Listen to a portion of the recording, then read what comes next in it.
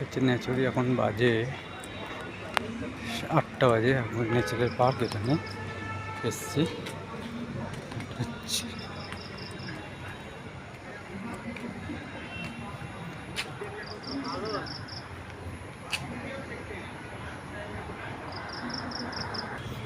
আমি এখানে এসেছিলাম এই পার্কটার এখানে।